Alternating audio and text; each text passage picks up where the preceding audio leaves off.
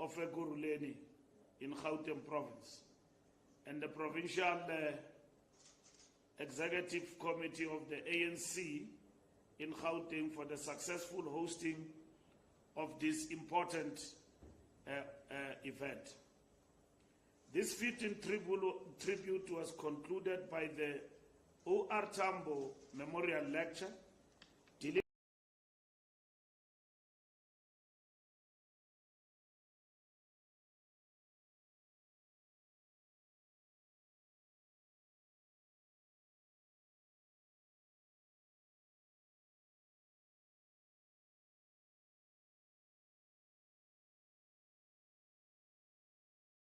by President Cyril Ramaphosa,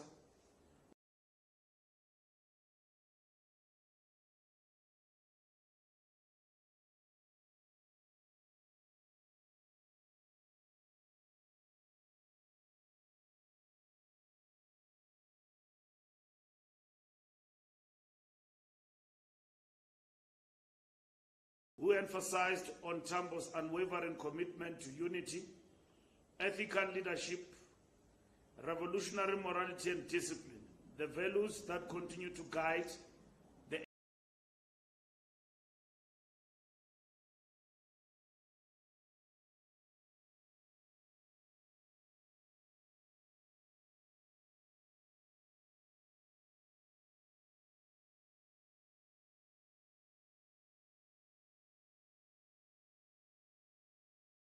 ANC today. The O.R. Tambo commemorations were further marked by the national launch of the ANC Foundation Course for All Members, a core project in the renewal program. This course is a declaration of our dedication to fostering a movement grounded in disciplined and well-trained cadres and leaders for challenges and responsibilities of our historic mission. Together, these initiatives strengthen our efforts to ensure that the ANC remains both responsive to the needs of South Africans and reflects the values and principles of our forebears. The special session of the NEC began with a moment of respect and commemoration,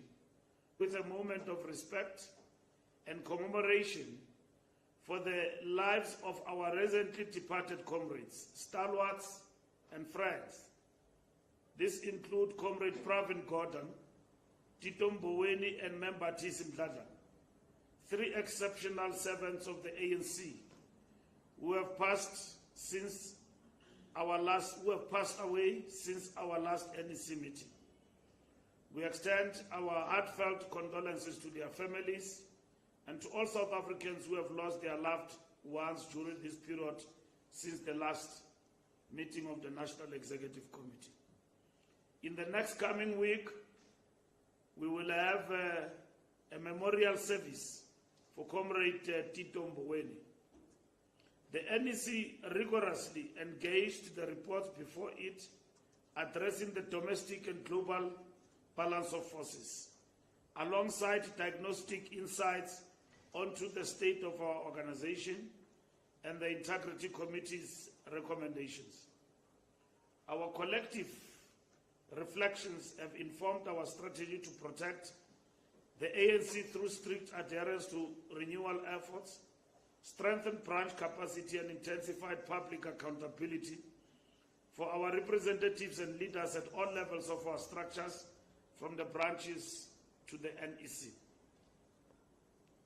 On the diagnostic report, the NEC received the initial iteration of the diagnostic report on the state of the organization, which builds upon two previous reports presented by the Secretary General Fikile Mbalula in 1998 and Gwede Mantashe in 2017.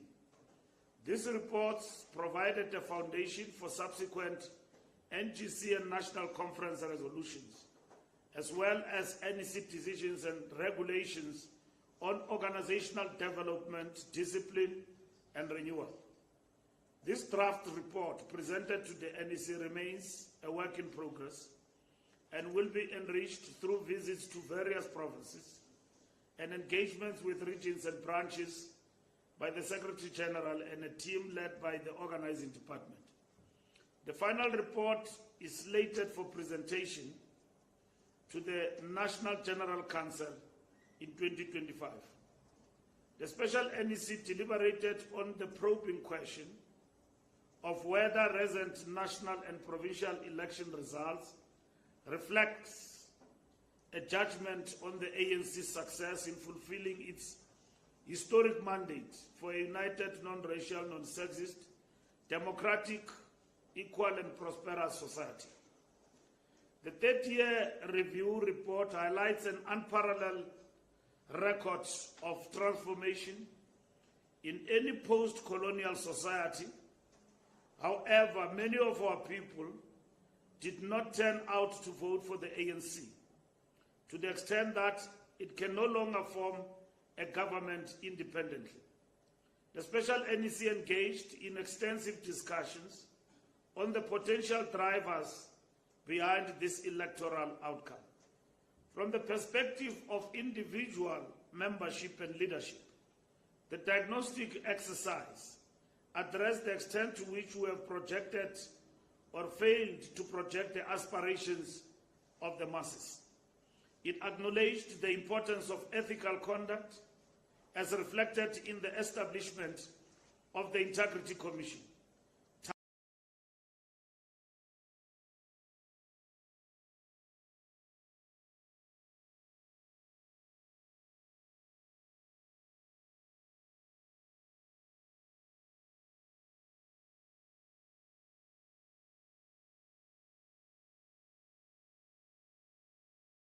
Tasked with upholding ethical standards among members and leaders of the movement.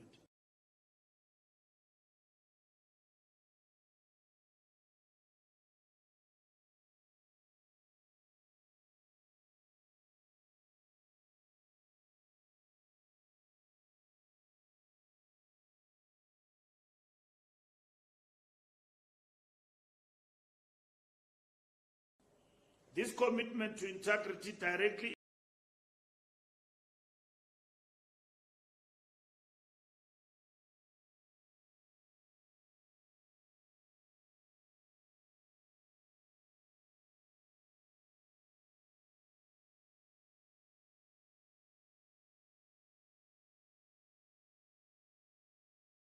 impacts perceptions of whether the organization genuinely represents the aspirations of our people.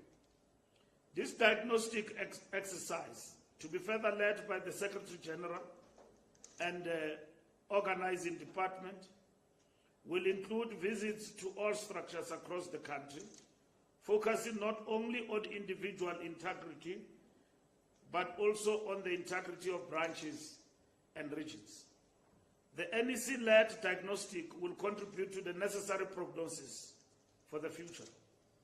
As outlined in the diagnostic report, this process is not about reinventing the wheel, but about implementing existing policies drawn from foundational documents such as the Freedom Charter, Ready to Govern document, the RDP, Through the Eye of the Needle, national conference resolutions and government programs like the IDPs and at local level and the NDP at national level.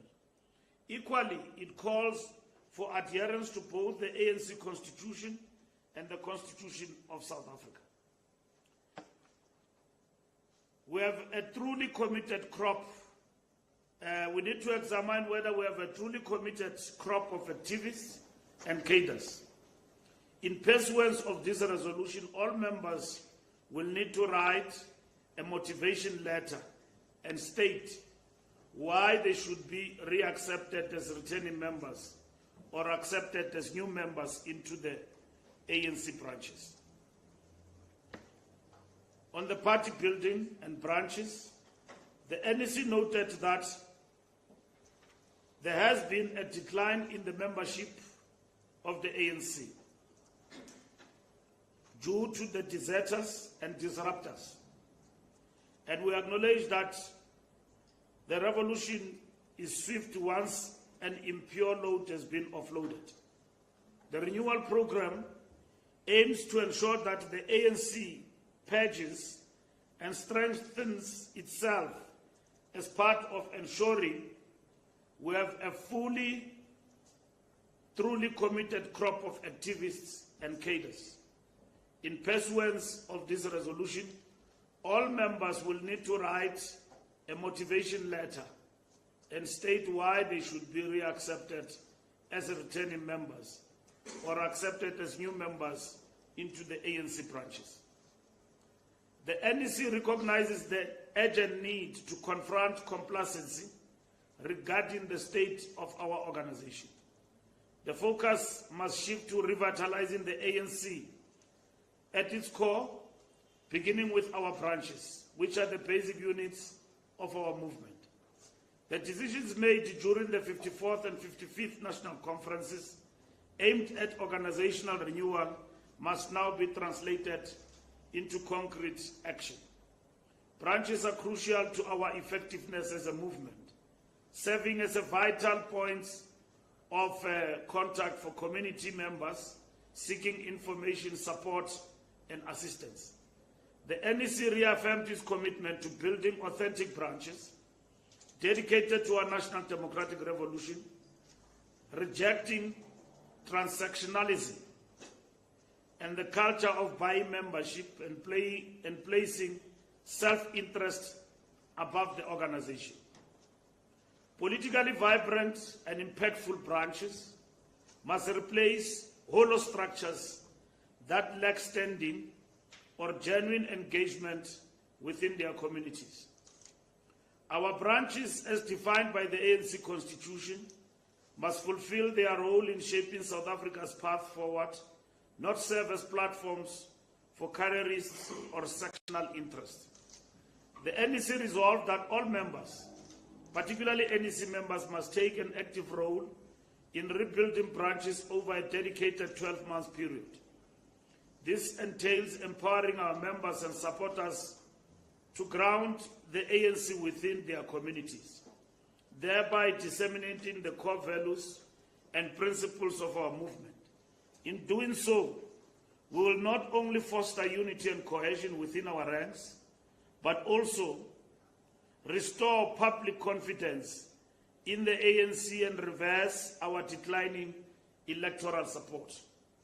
The NEC reaffirmed that every leader must embody the spirit of an organizer, an activist, committed to the immediate task of the national democratic revolution. The NEC further resolved that branches should focus on becoming vibrant activist hubs with clear action programs that align with the goals of the national democratic revolution. This includes ensuring access to affordable services, promoting the upkeep of public infrastructure, and fostering healthy community environments through sports, arts, and culture initiatives.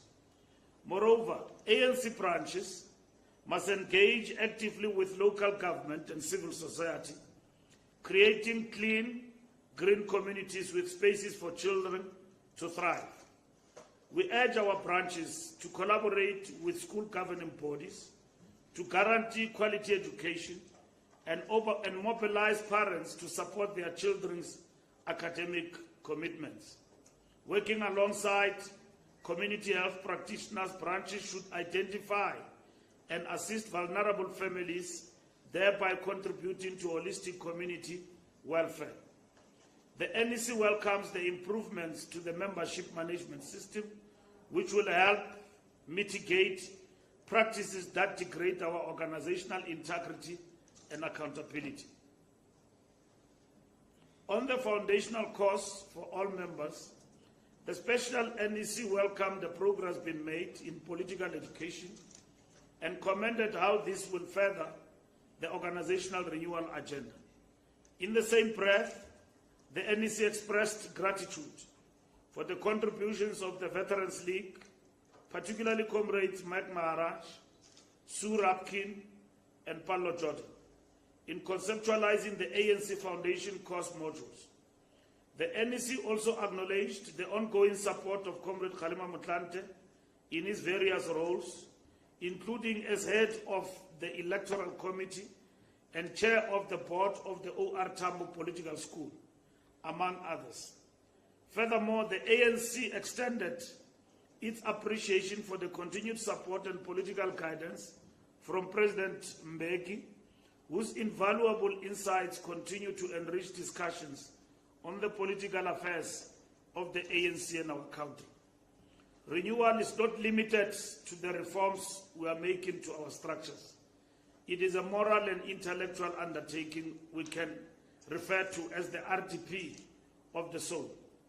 The NEC highlighted that effective branches require members and leaders who are both ideologically grounded and ethically committed to our mission.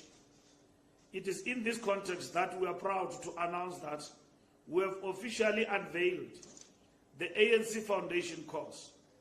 This course, which will be mandatory for every ANC member, public representative, and leaders, begin with members of the NEC, is a decisive step towards ensuring ideological clarity and service-oriented leadership across our ranks.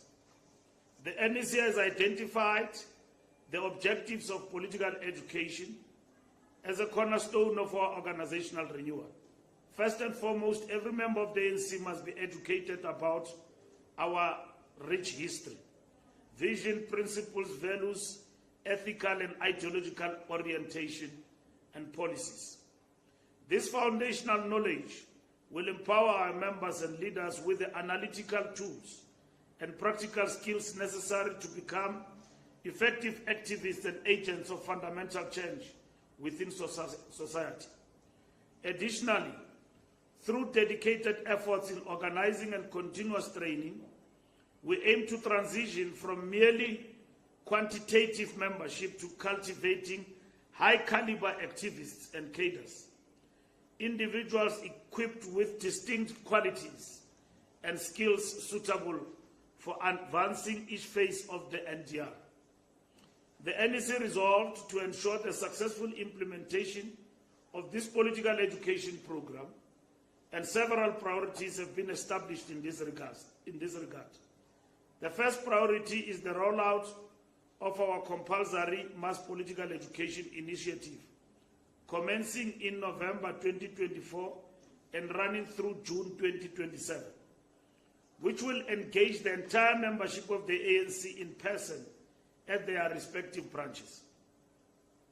This will be followed by the induction of newly elected structures, including the branch executive committees, regional executive committees, provincial executive committees, NEC leagues, and public representatives. Other critical components will include compulsory political classes for all leaders at various levels and mandatory policy master classes for those in government positions.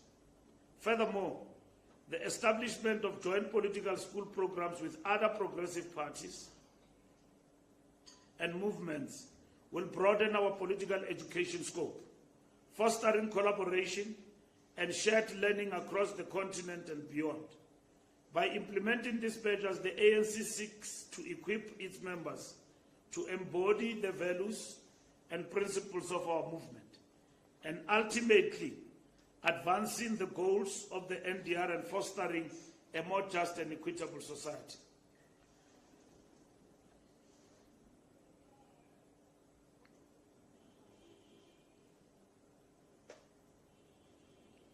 On integrity, Commission, ethics and discipline. The National Executive Committee considered a number of outstanding reports from the Integrity Commission affecting various leaders of the ANC. The NEC accepted the recommendations of the Integrity Commission, while noting that recommendation in respect of certain cases had been overtaken by events, which included those who have either died or have since left or were expelled from the organization. The NEC approved the amendments to the terms of reference of the Integrity Commission. The most significant amendments relate to the establishment of an appeals panel that will consider appeals by members and leaders aggrieved by outcomes of the Integrity Commission processes and decisions. The amendments further provide for the member whose conduct is under the spotlight to be provided with an opportunity to respond to the draft report of the Commission. Similarly, the final report must be shared with the individual concerned. At the same time, it is submitted to the Secretary General for consideration by the NEC. The NEC equally resolved that members have a right to take the report of the Integrity Commission on review should they elect to do so. This will ensure alignment of the Integrity Commission processes with the rules of natural justice, which are an integral part of our jurisprudence. However, it was emphasized that the Integrity Commission and its work is not essentially about upholding the laws of the country, but rather an appeal to a higher bar on leadership and membership obligations with regards to ethical conduct. It was noted that in some of the cases, no law of the country may have therefore necessarily been violated, but rather that the conduct itself lent to undermining the public perception of the ANC as a leader of society, and thereby bringing the organization into disrepute. In doing so, the Integrity Commission will not seek to be legally punitive, but rather corrective to ensure compliance with the ethical conduct spelled out in the terms of reference, as well as the high premium of expectation on all leaders of the ANC with regards to their public and private conduct. Matters of ill discipline, to the extent that the Constitution and other policies of the ANC have been violated, will continue to belong to the realm of the disciplinary committee, whilst violating the laws of the country have additional dimension of facing the courts of law. The NEC mandated the Secretary General to proceed with speed in establishing the independent panel.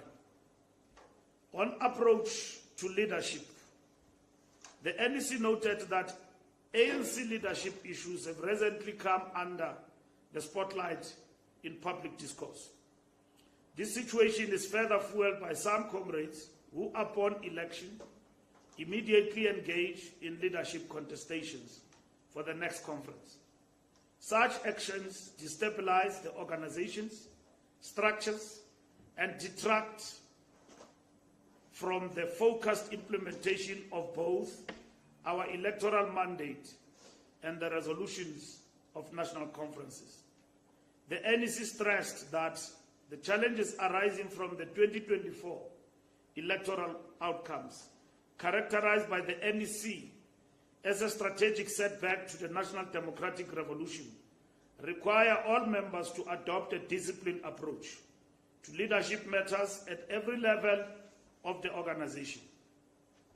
In response, the NEC resolved that a guiding framework on leadership issues and processes should be developed, circulated to all structures and discussed. Once adopted, this framework will guide leadership processes at branch, regional, provincial, and national levels. That document will be developed closer to the conference in 2027. The ANC's Electoral Committee, elected by Comrade Kgalema Motlanthe, will be tasked with examining the influence of money in leadership elections. The NEC further resolved to establish a standing committee to investigate leaks of NEC and NWC information to journalists and third parties. This permanent committee will conduct forensic audits of information leaks by NEC and NWC, involving internal ANC decisions and discussions. And in most instances, these discussions and decisions distorted. The ANC have got an obligation and a responsibility to defend itself against distortions from faceless sources masquerading as credible to the media. So this decision will be implemented to defend equally the integrity of ANC information, because the ANC speaks for itself and it does not speak through third parties. In the recent past, we have had a number of fictitious meetings of the ANC that were reported to the press that never took place, with fictitious decisions that were also reported to the press. That undermines the standing of the ANC in terms of credibility of its decisions and communication of its decisions. This is done, albeit the fact that through our spokespersons and all those who are entrusted with the responsibility to communicate have been available to the media at all times. But nonetheless, what becomes saucy and very attractive is faceless. The committee will be composed of experienced professionals and seasoned ANC members. Additionally, the NEC decided that no member should engage in leadership contestation. GM 2027, whatever, any of those tendencies. Lobbying or self-promotion in the name of the ANC for any position in the lead-up to 2027 National Conference, except within the period to be determined and announced by the Secretary General. Any member violating this directive by engaging in unauthorized leadership contestation will face disciplinary action without hesitation. As such, behavior that detracts from the critical work of implementing National Conference resolutions and our electoral manifesto will be dealt with accordingly. The NEC was firm that the ANC must not be drawn into premature leadership discussions that divert focus from addressing the strategic setback to the National Democratic Revolution. On public representatives, the NEC has resolved to strengthen public participation and accountability by ensuring that all our elected public representatives, councillors, members of parliament, and members of the provincial legislatures engage closely and regularly with community members. This engagement will involve holding regular public meetings to address local concerns, inform residents about available government services, and clarify pertinent policy matters under discussions on electoral reforms. On electoral reform, the NEC approved the ANC submission to electoral reform consultation panel, which called for submissions on why, how, and whether the current South African electoral system should be reformed, changed, or even replaced with another one. The deadline for submissions is 31st October 2024. The NEC noted that post the deadline, the panel will undertake public consultations, which will inform its final report to be tabled by the Minister of Home Affairs to Parliament in 2025. The ANC will work with a broad front of civil society organizations and other parties to mobilize support for the electoral system reforms it believes will strengthen our democracy and accountability of public representatives in a meaningful manner.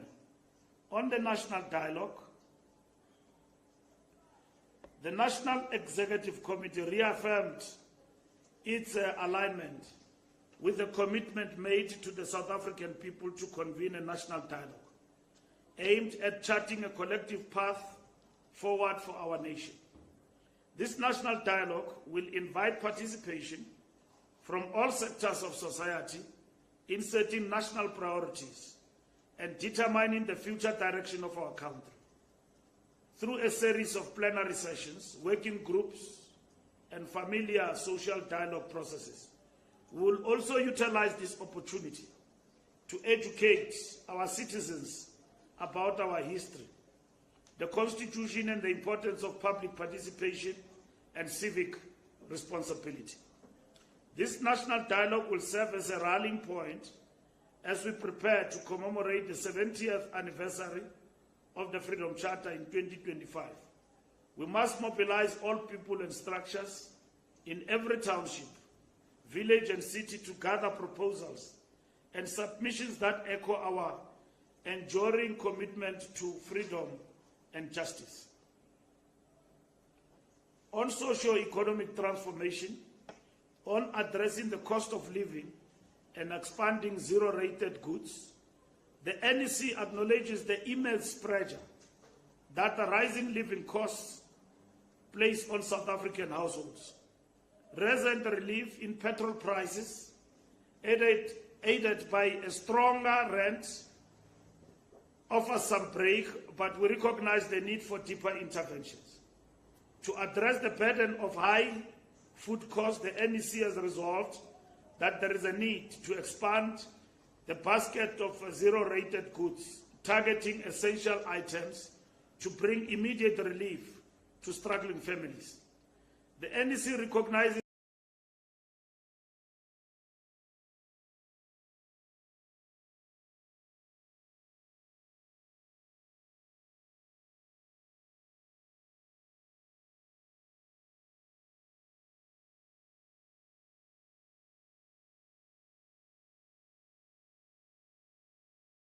the need for engagement with food retailers and look into supply chains with the aim to prevent exploitative pricing on basic foods and to ensure accessible and affordable essentials for all citizens.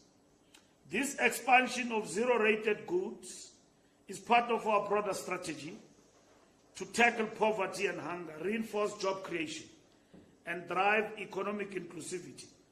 Through these initiatives, the ANC is committed to building an economy that directly serves the needs of the people and delivers lasting relief from the cost of living pressures. On security and social transformation, the NEC discussed the tragic deaths of children in Soweto, all under the age of 10, after ingesting contaminated food bought from a local spaza shop. The NEC expressed heartfelt condolences to the bereaved families and urged the government to expedite investigations to determine the cause of these deaths and take decisive action to prevent similar tragedies in the future. The NEC commended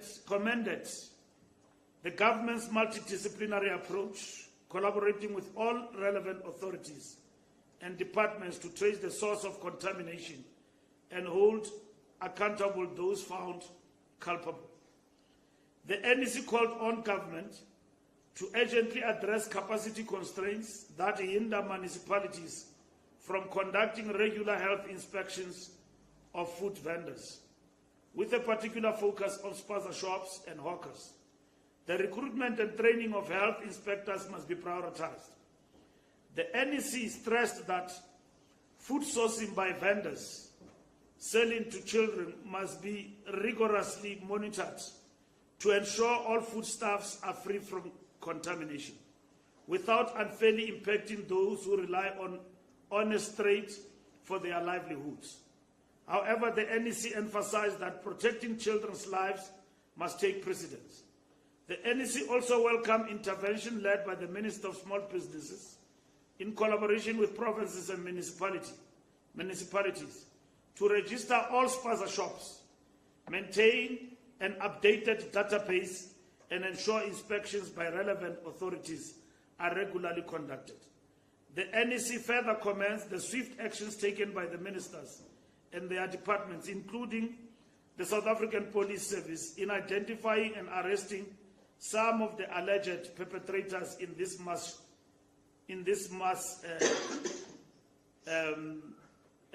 ingesting of contaminated food from the spaza shops. We look forward to further arrests and the successful prosecution of those who have committed these heinous crimes. And then yesterday, it was announced that this thing we call the poison is called osgophosphate or something. I don't know what is it called, but the minister announced yesterday the name of what we call the poison that has been used and found in some of the local areas. The NEC further commended the police and everyone else for a job well done. Geopolitical issues on international work. The NEC further recognizes that South Africa will assume the chairpersonship of the G20 in December 2024, and we recognize the centrality of this opportunity to advocate for the interest of developing nations and address pressing global challenges such as economic inequality, climate change, and sustainable development. Our leadership will focus on fostering collaborations, ensuring that Global South is heard as we emphasize the importance of equitable global governance. The NEC reaffirmed that it continues to place our continent at the center of our foreign policy, while also recognizing the need to communicate more about South Africa, its progress, aspirations, and goals. We will persist in supporting the implementation of the African Continental Free Trade Area and other initiatives outlined in Agenda 2063. The NEC reaffirmed that South Africa and the ANC remain steadfast on the path of solidarity and justice for the Palestinian people. Our nation's legal and diplomatic teams recently presented our submission to the International Court of Justice in support of the case we have brought against the State of Israel for the crimes of genocide that it continues to perpetrate against the Palestinian people in Gaza.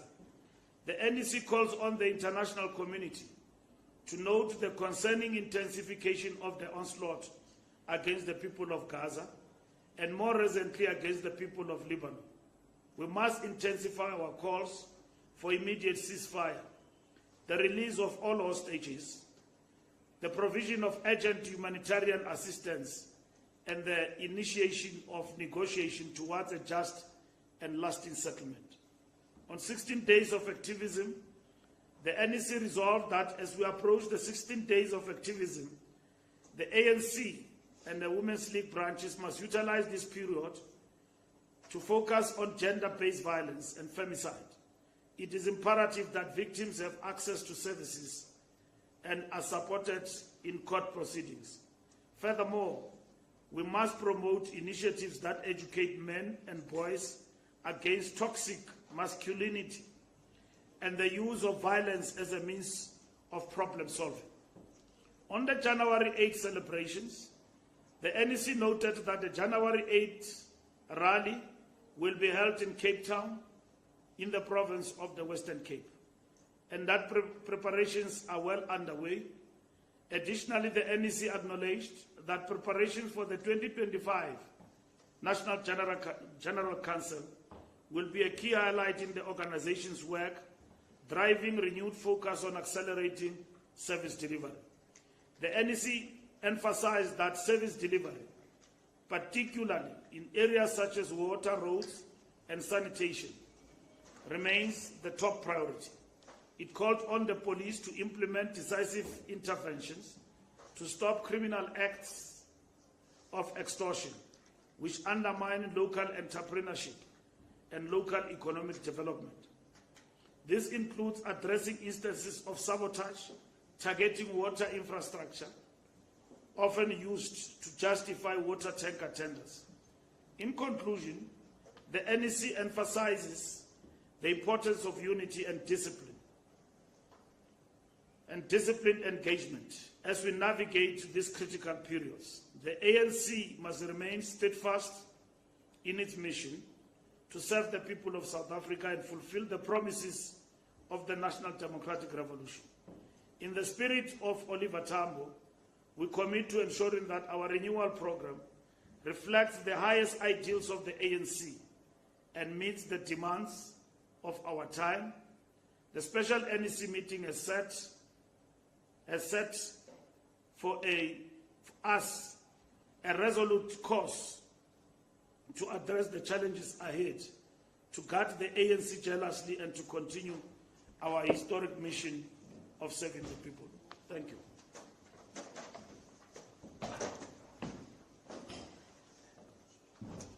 Thank you very much, SG.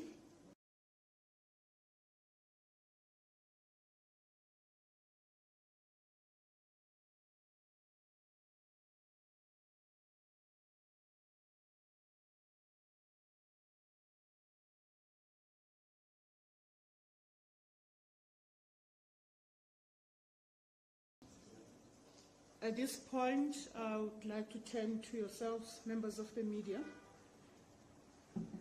for questions. I will start here, it's 24, and followed by Mpofu-Walsh and then SABC.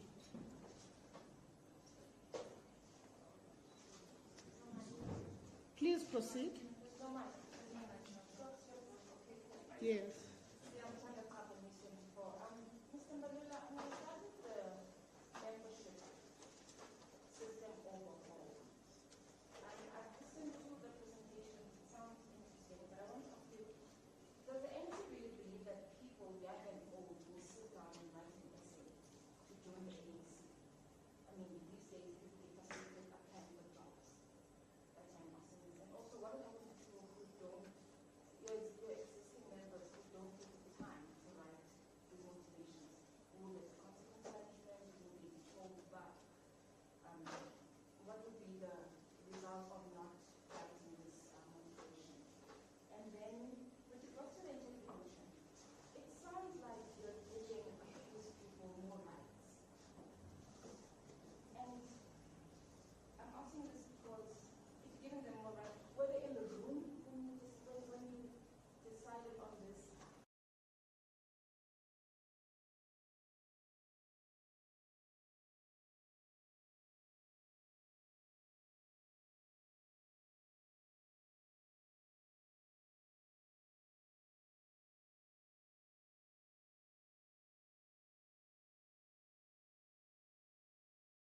Were they asked to recuse themselves, considering that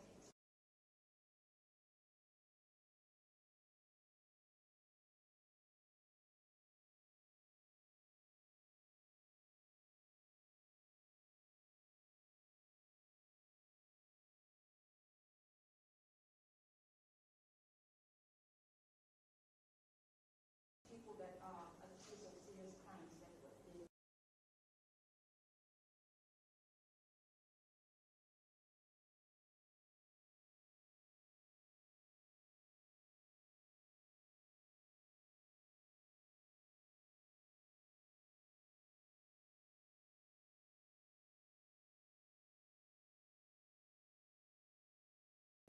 in the ANC?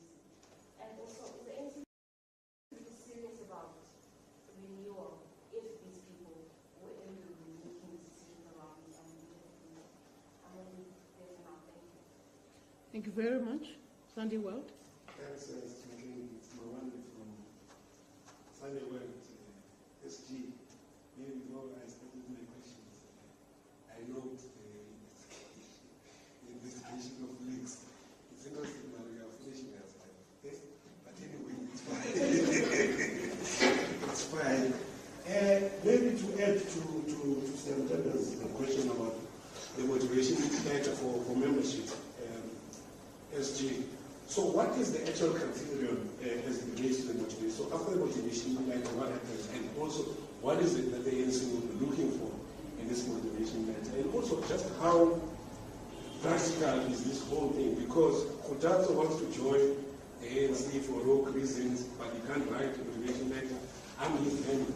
I can write a motivation letter on behalf of Kutazo, which is according to the spec that the ANC is looking for. Then a rogue Kutazo gets accepted as a member, but he actually didn't write a motivation letter. So the practicalities of this and the criterion and how do you make sure that the person who allegedly wrote the letter is actually the person who wrote the letter. And then on the integrity commission appeals, and then who are the like what is the criterion of the people who are going to constitute this panel when you say that they are going to be announced? Who are they? Like what kind of people is the ANC looking for? And maybe to have any names in mind. So I know it's probably getting to ask that question. And also maybe to add on some generous points also on this particular aspect. Is it this an indictment then on the Integrity Commission that it was actually a toothless dog? If you want to add a watchdog to the Integrity Commission, because if they're doing a right job, there shouldn't be anyone who's aggrieved with their work. It looks like there's overwhelming dissatisfaction or disregard of what the IC does, such that now they feel there needs to be another board, which probably there's going to be complaints on, and then there's going to be another board, you know. So just that thinking behind the establishment of this appeals for panel, maybe what is the current membership? You spoke about the plummeting membership of the ANC. Do you have the numbers about the current state of affairs in terms of nationally and provinces? Which province is bigger? Which region is bigger? I'm probably thinking that Etewi is probably no longer the biggest region, given the outcomes of the previous strategic setback election. And also maybe on the strategic setback, it's just something I've been pondering on for the longest time since the conceptualization of that term. What is so strategic about losing the elections? I get really confused. When you simplify that terminology from the strategic setback, because losing to me, there's nothing strategic. It's sad to lose. So I feel like there needs to be an explanation on what is strategic about this electoral loss. Thank you very much. Thank you. I was looking for your hand to go up, given you've been cracking in laughter. Almost said you are disrupting your fellow colleague over there. Over to you, BC, and then I will come back to Sunday Times. Mr. Mbalula, what is the basis of these investigations, politics? Is it not bordering also on media freedom in the country? What is the thrust of it? Because also you've prided yourself as a governing party of ensuring that there's media freedom within the country. And it goes back to the days of Mr. Jackson and Teddy Wilson, rest in peace, of the Media Appeals Tribunal. Are you in a way inadvertently coming up with nice ways of clamping down on media freedom that is there within the media space and the proximity that journalists may enjoy with chatting with some of your REC, PEC, and ultimately National Executive Committee members? Then secondly, on the issue of the contestation for 2027, there is a good brother here, led to one individual who happened to be the deputy president of the ANC, Polish Friday, and they had their tea party where he said that when called upon, he's ready to contest as the president of the ANC. Why would you make such a resolution when your own deputy president and members of the officials of your own party are ill-disciplined and go ahead and do a Fikile Mbalula 2027, GM 2027, or a Paul Mashatile 2027? Who's going to listen to you when your own second in command is campaigning? Then, lastly, on the issues of the provinces, is there any uniformity when it comes to these local governments that you constitute? It seems as if everyone does whatever they have. Is there uniformity there? Thank you. Thank you very much. SG, shall I take the next one? Okay. Sunday Times. Ask your question.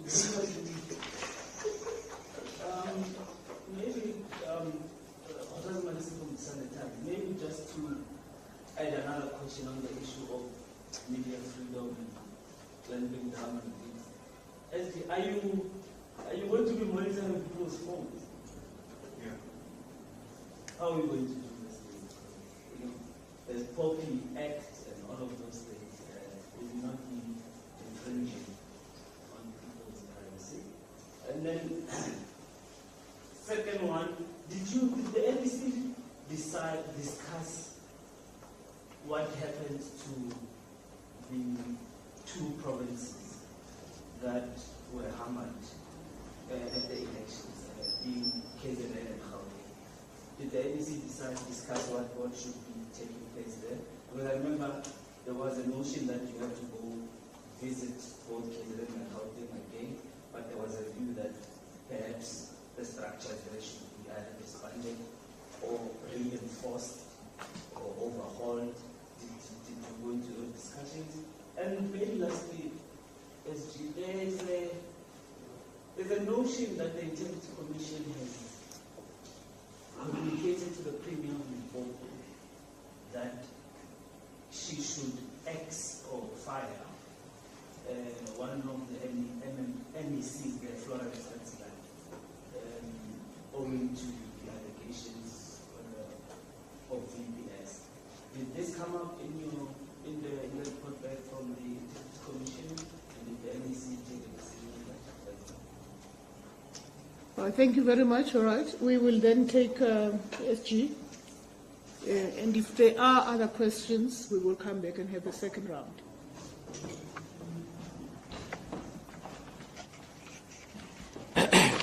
Thank you very much for the questions. News 24, will people sit down and write essays? The ANC process in terms of membership constitutionally allows for membership lapse. There is a period in terms of the constitution.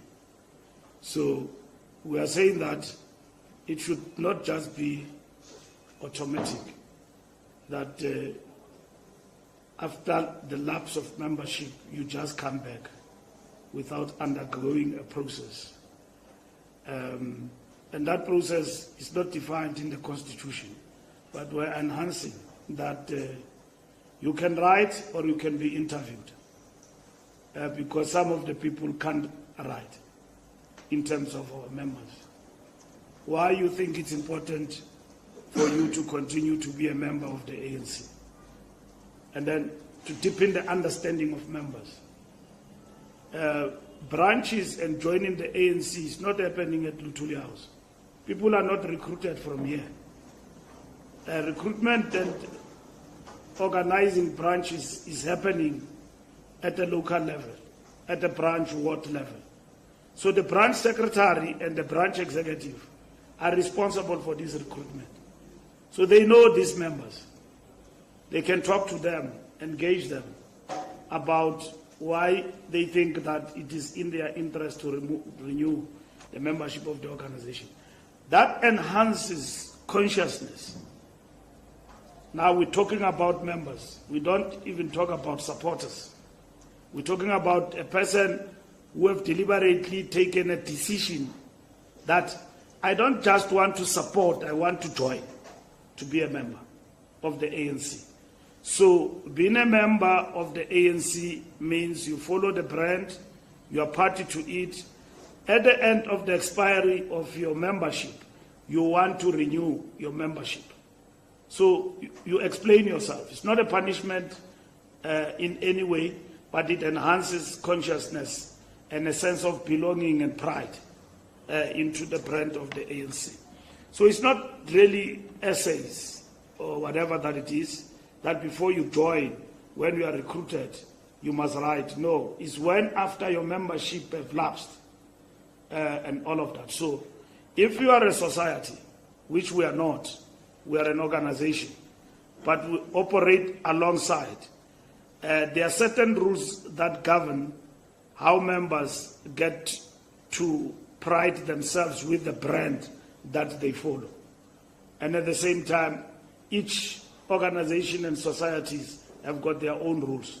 So as part and parcel of the renewal, because we're a political force with clear mission and objectives, it is important that we must continue to revive the consciousness of the members of the ANC. Yes, people, when they are affected in terms of the Integrity Commission, they recuse themselves, including the president.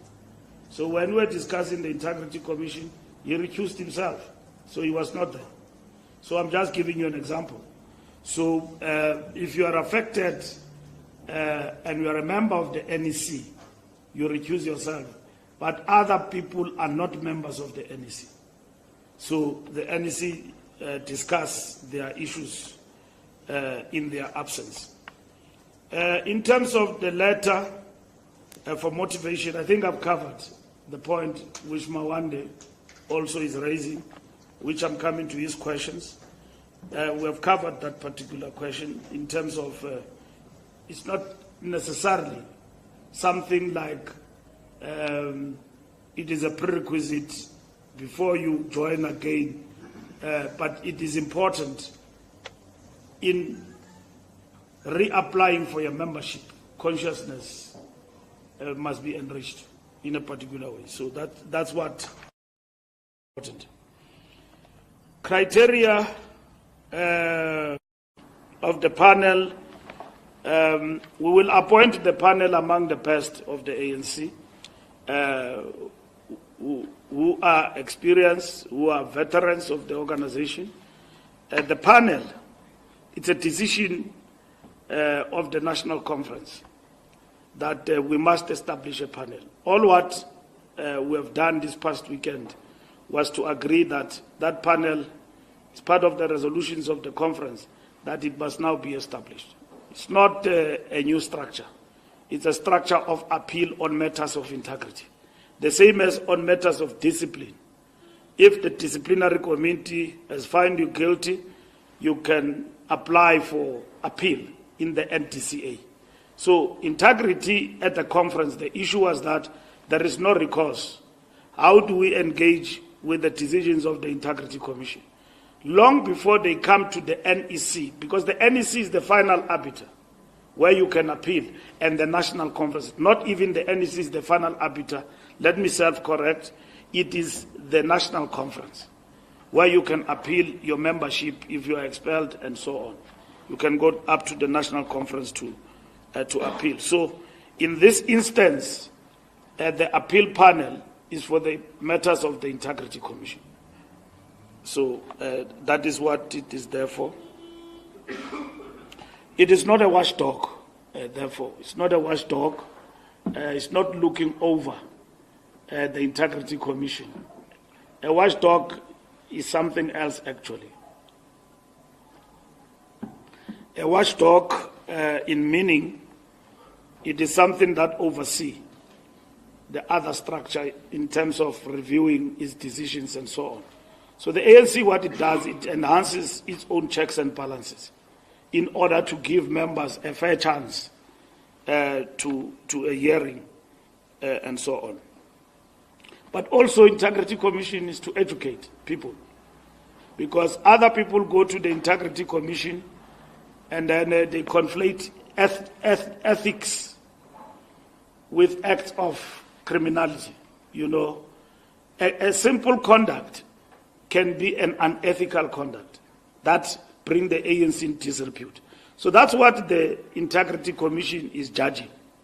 You know, it's not like DC that you have committed acts of criminality and all of that, of course, which have got an impact on the integrity of the ANC, and then you go through the DC and decisions are taken and all of that. Here in this instance is that it is alleged you have done this thing. You explain yourself. But are you aware that the actions that you have taken have affected the ethical standing of the ANC in society? And therefore we think for you to correct, you have to undergo the following things. There's a lot of things we still need to improve in terms of the Integrity Commission, because these are uncharted waters. The set of things that are defined as acts of ethical conduct, misconduct, and what are those? So we have to improve going forward in terms of the work of the Integrity Commission. The strategic setback, it means that you have not lost power, but you don't have unfettered majority. That's what it means. So it's a strategic setback in a sense that you still have got a hold over power, even though not 100%. Meaning, it's a recognition that you've got a largest party, which is a difference from a majority, overwhelming majority, unfettered majority. That's what it means. So it means you cannot forsake that little that you've got in the context of many. If the ANC did not have the largest majority, do you think all these parties will work with the ANC? In the words of another leader, they will surgically remove the ANC from power. And the reason why we are not talking to anyone with a cap in the hand is because we are the largest party. And at the same time, the reason why we are not going to the backbenches is because we'll become the biggest opposition. And we will have forsaken 6 million people who still believe that continue to govern in this country. We still want you, we follow your policies. We'll have betrayed them. And that just surrendered power in that sense. So safeguarding power meant that you've got to take particular steps with the recognition that this is not entirely a loss, but it is a setback, although it's strategic, a setback in a sense. So, Samkele, investigations on leaks, are we not clamping down on we are not, we are defending the integrity of the ANC. It is wrong for a faceless source constipated with factionalism, overeating factional politics and constipated to distort the ANC at the highest level of the NEC. We communicate this resolution, there is somebody who's constipated there, and then he says, no, that is not true, and is the most trusted. It's the most trusted. And they give you, you see, when we give people documents in the meeting, those documents are subjected to discussion. They are not resolutions. What is a resolution is what I'm reading here as a statement of the NEC. What I presented to the NEC in the diagnostic report cannot be quoted as a resolve. It's an analysis which has been subjected to a process of discussion. So the faceless source will go to a document, lift things that have been processed and not decisions of the ANC and give them to the journalist. They don't give you this resolution, the faceless sources. They don't say, no, we resolved that so-and-so must be expelled. No, they say, no, there was a long debate. He was not expelled. It was 50-50. That's what they tell you. So when I come and brief the nation and the branches that, no, so-and-so is expelled, there is a headline ahead before I come to explain the decisions that says, no, there was actually no decision. The NEC was split in between. And I mean, I come here, I look like Ito, Kinje, and all of that. So the ANC's integrity in terms of is undermined by faceless sources who've got no shame of themselves and their standing in the organization. We can't blame the media for that. The media can't be blamed for working with faceless sources. That's how you operate. But members of the ANC must self-respect. What tools are we going to use to engage? That's our secret also. That one is our secret. But we're going to engage. And we have explained to you publicly that we'll use forensic means to determine who in our ranks have decided to work with the media. And others even go further to brief the opposition. That's it. It's better the media, but opposition is another thing about the ANC and all of that. Now, I was in the National Executive Committee. There were leaks from Saturday, Sunday, about the outcome of the NEC. Ramaphosa cleared, and the Integrity Commission, terms of reference, whatever, enriched. Before that meeting, I said to you, we'll deal with integrity, commission reports. And 2, I said to you that we will finalize terms of reference. So, which were not finalized. Now they are finalized.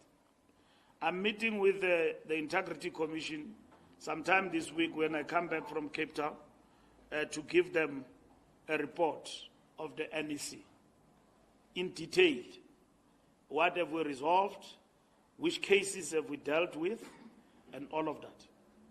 And so that's what we will be dealing with. So it's not undermining freedom of the press. What we're doing has got nothing to do with the press.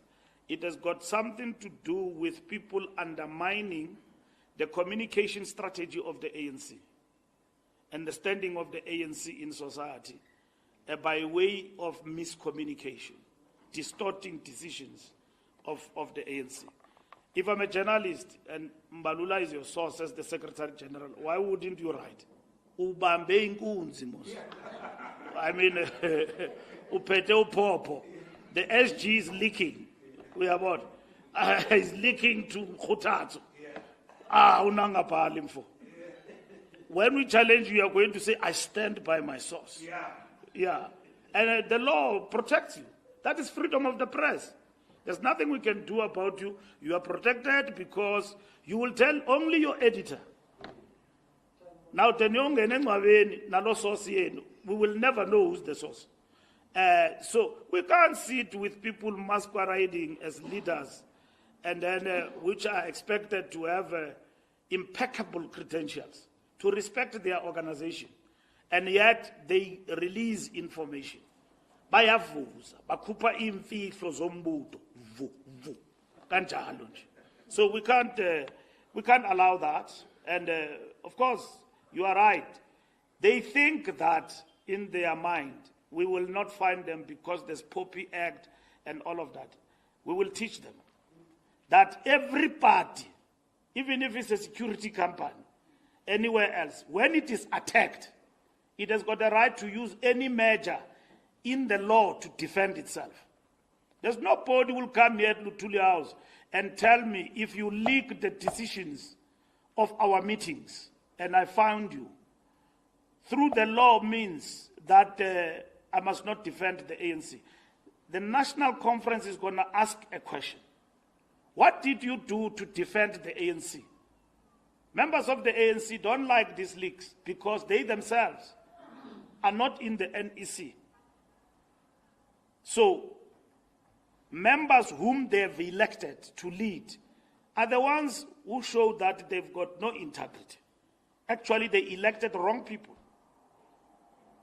When we avail ourselves of the record, on the record, that's Mahlengi's role. And if the media doesn't find us on an issue, it's another story.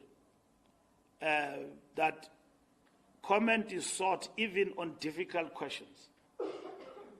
When journalists wake us up and say this and that, even if you don't like the question, as a media person of the ANC, you cannot have feelings. They can ask you things that you think that they are irrelevant and all of that. You can't have feelings. You are a communicator. You must have shock absorbers. Even if they can ask you that, I think that you people are stealing. We are but you must have shock absorbers to say, what do you mean? Can you write down your questions? I can answer them. And then that is it. And we are equally not obligated to answer everything. Based on it is our prerogative that we exercise. It's a media strategy that every party or individuals actually follow. Mashatile's remarks, we have discussed that with the DP. Those you interviewed him before the NEC decision. Now decision of the NEC is here. And DP was actually clearer in terms of his answer. You asked him about this question, wamfaka ngentloko uyabona uDP, and he answered a proper question. He answered properly. He said that when they want me, I will raise my hand, and then that was it.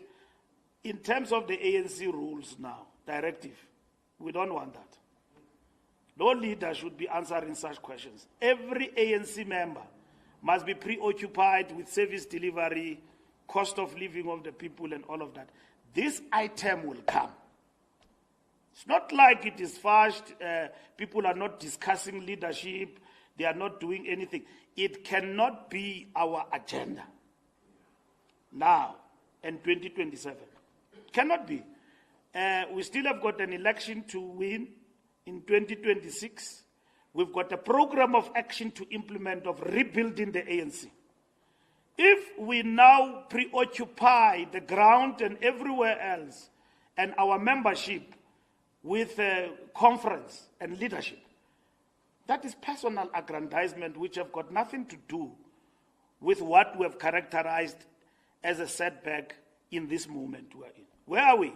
We have lost the biggest majority, yet the biggest priority of the ANC is who becomes a leader. No, we can't allow that. We have drawn the line. That line is going everywhere. You speak, we attend to you. Wherever it happens, Youth League, Women's League, Veterans League, nobody is allowed. We will communicate this also to our allies and so on. But nobody is allowed, members of the ANC, to deal with this matter. We have dealt with that issue with the DP. We discussed and he explained and I understood perfectly.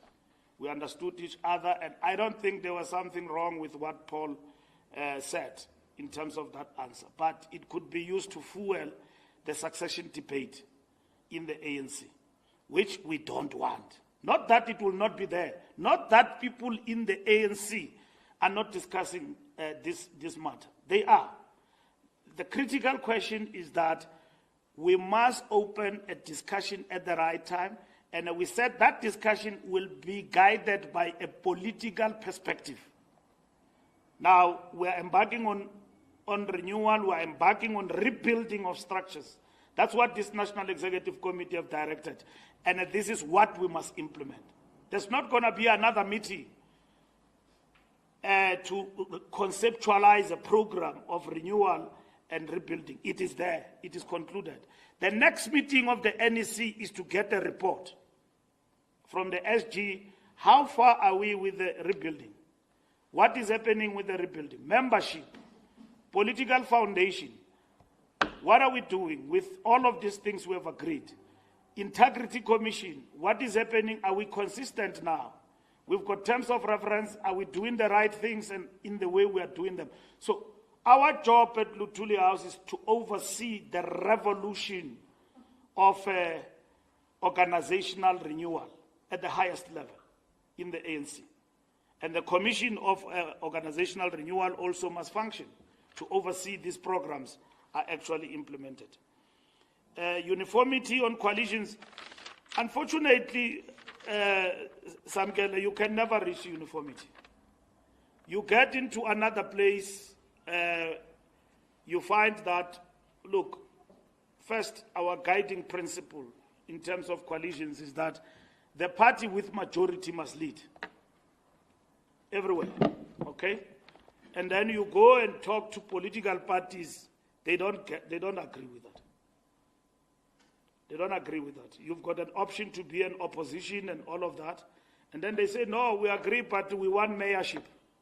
A party with no majority. And then you are the biggest party. And then parties that are supposed to be working together for stability, bigger parties, which is what should happen in a democracy. A party that have emerged, 1 and 2, must work together to govern. They don't find each other. Like we don't find each other with the DA in the coalition talks in Gauteng at the local level. But if the ANC and DA were to come together in a coalition, work at the local level, and the IFP and everybody like it happened in KZN, will you have instability there? No. There will be water. Council will sit on time because the two contending powers are governing. And then there will be services. Mayors won't change week in and week out. Now, with small political parties, there is a risk. It's what we call not even a grand, is it a grand coalition? Yeah. A grand coalition has got risks. You get blackmailed there by somebody you can't leave. Blackmail beyond blackmail to the point of abuse. You can't leave because you don't have partners. You've got this person. This is what others wanted to lock us in. And we said no. Because today we have a GNU that we have with all the political parties that are... You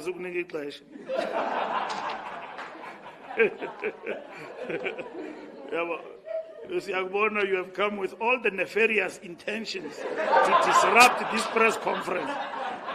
But I must tell you, you won't succeed.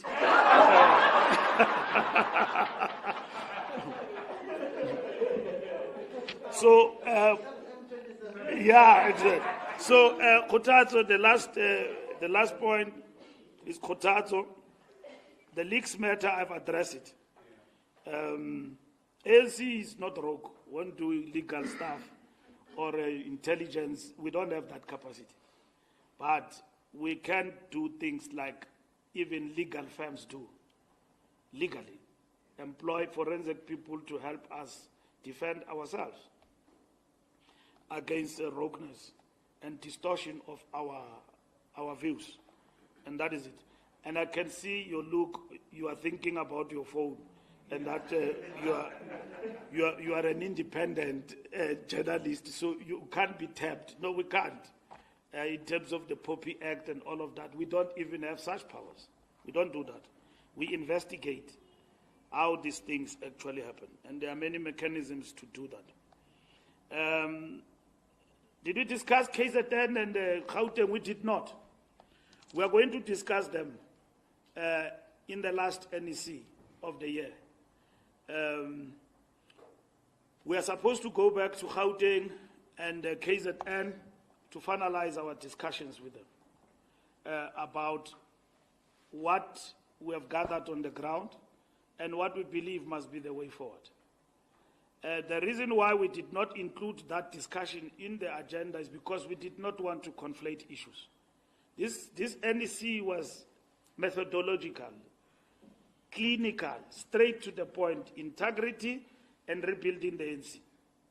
So we're going to implement all of what has been agreed by the special NEC.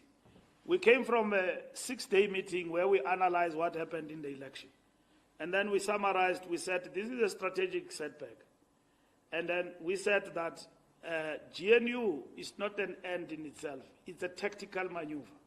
It can actually collapse, or it can withstand its time for 5 years.